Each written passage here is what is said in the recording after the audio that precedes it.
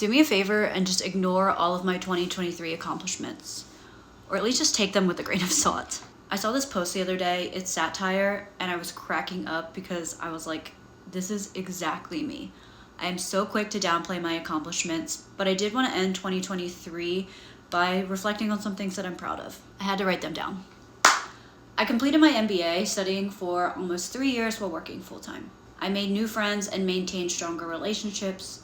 I handled relationships in general from just a much more mature place. I weathered a ton of tumultuous times at my work throughout the entire year, handling curveball after curveball. I volunteered at a regular cadence in the New York City public school system. I'll finish 52 or 53 books by the end of the year. I ran 2 marathons, 1 virtual, and 1 was my first in-person one at a sub-4 clip. Okay, now throw all of these away. They barely matter. I mean, I guess they do sort of matter because I did work hard, but on July 1st, 2023, the exact halfway point of the year, I truly did not care about any of them. This was the date that I got the news that my dad, along with my uncle and my dog, had been tragically shot and killed by an acquaintance at their church. It was the worst day of my life, and it turned my world completely upside down.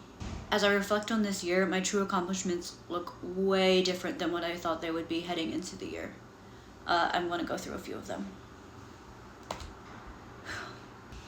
I helped weather multiple layoffs at work, which greatly affected my team. You learn a lot about being a leader during great times. You learn even more during the difficult times. I'm confident that I have stronger business and leadership skills from the perspectives that I was forced to see. I planned a joint funeral in a matter of days, handled thank you cards for everyone who contributed, and helped organize cremation and death plans. I learned how to emote better. I cried to mourn my dad.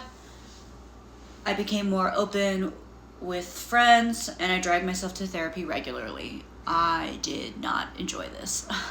I got myself to work every day when I didn't want to leave my bed after having nightmares about the tragedy surrounding my dad the night before. I worked so hard to get my mom's finances, retirement, and Social Security planning in order. She, not so conveniently, turned 65 a month after the tragedy, and we had to make a ton of life decisions while we couldn't even think clearly. When you see people talking about their goals on social media, first and foremost, hype them up. I don't care if it's a super small goal in your mind or a big one. Like and share that post on social media, call them to tell them you're proud of them, do whatever it takes, but do know that it's definitely not the whole picture. There are 2 takeaways here. I did not think I would get emotional. The first is to show people grace. Life is very, very hard.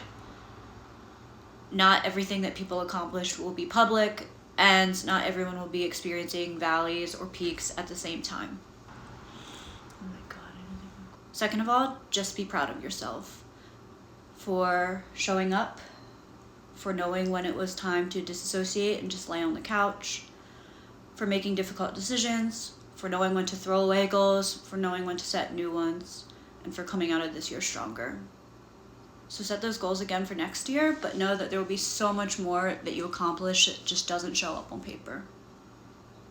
Happy 2024.